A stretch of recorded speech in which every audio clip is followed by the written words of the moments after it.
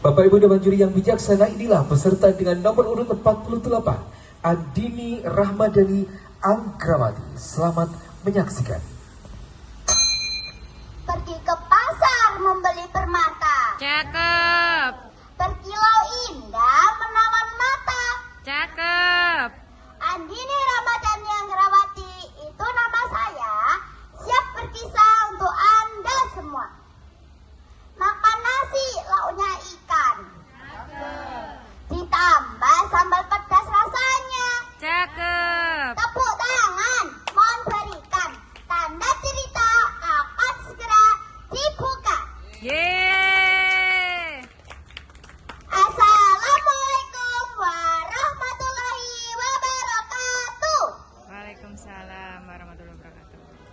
Salam budaya dan salam sejahtera untuk kita semua. Tahukah teman-teman dan dewan juri, di Tanah Mojokerto tersimpan kisah yang penuh kehormatan dan kesetiaan. Kisah ini berlatar pada masa kejayaan kerajaan Majapahit. Saat Nusantara berada dalam satu panji kekuasaan yang besar. Inilah kisah legenda Watu Blora. Kisah pada masa zaman kerajaan Majapahit, istana getar, pusaka suci, tombak Kyai Gobang hilang tanpa jejak dari penyimpanannya. Pusaka itu tidak hanya benda berharga, namun memiliki kedudukan yang sangat penting dan menjadi simbol kehormatan dan kesetiaan. Kisah ini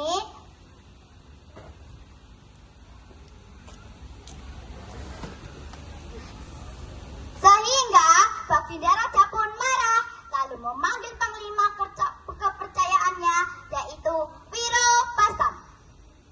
Wirobasam, temukanlah tombak Kyai Gobang, kembalikanlah kehormatan kita. Hamba laksanakan titah Baginda. Wirobasam memulai perjalanannya melewati hutan rimba yang sunyi, lalu menyisir desa-desa, lalu sampailah di tepi sungai yang arusnya sangat deras.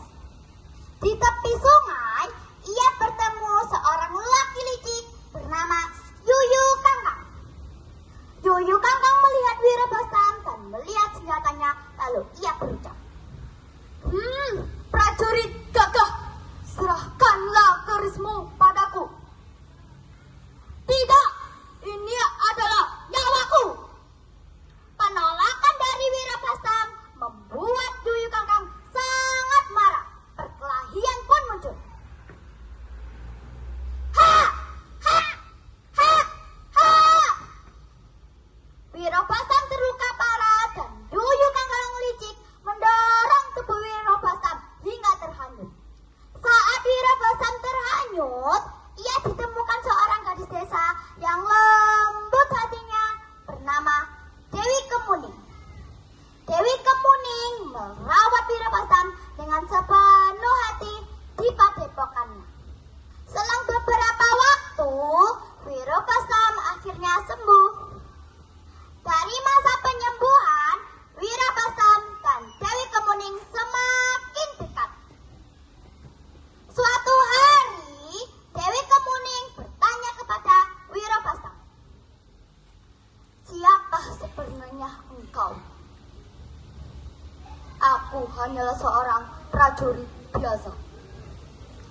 Benih cinta tumbuh di antara mereka berdua dan akhirnya mereka menikah lalu membangun keluarga kecil yang bahagia. Dari pernikahan tersebut lahirlah dua orang anak yang bernama Joko Welas dan Niwilis. Wirobasam mendidik anaknya dengan sepenuh hati.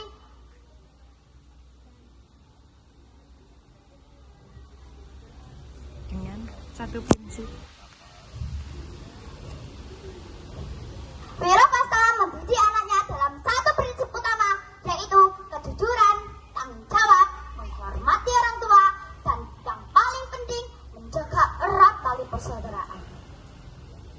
Tahun demi tahun berlalu, Joko Welas dan Niwilis tumbuh menjadi dewasa.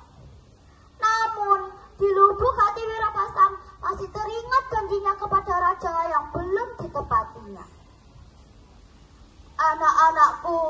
ayah harus mencari pusaka kerajaan yang hilang. Kami ikut, ayah, seru Cokolas dan Niwilis. Mereka pun berkelana melewati hutan rimba yang sunyi, lalu sampailah di hutan yang besar dan berbahaya. Sesampai di persimpangan, perdebatan pun muncul. Kita lewat situ jalan pintas, kata Niwilis. Jangan Niwilis, itu berbahaya bagi kita, kata Cokolas. Perbedaan pendapat menjadi perkelahian yang hebat. Adu mulut pecah, emosi menguasai pikiran mereka. Kakak beradik yang seharusnya saling menjaga justru saling bertengkar. Wirabastam datang dengan jantung yang berdebar, lalu ia berucap, "Berhenti! Cokolas, Niwilis, apa ini yang diajarkan?" Namun amarah sudah menutup mata hati mereka. Mereka pun tetap bertengkar.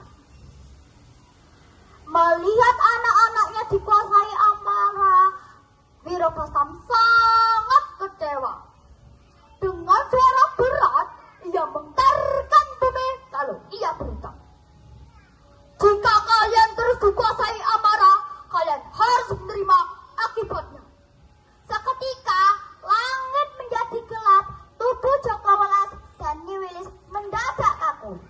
Kulit mereka menjadi dingin dan keras. Dalam sekejap, Cokolas dan Niwilis menjadi batu.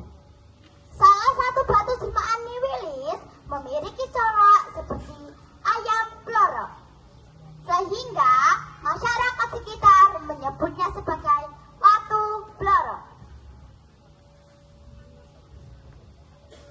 Cokolas, Niwilis, Cokolas, Niwilis.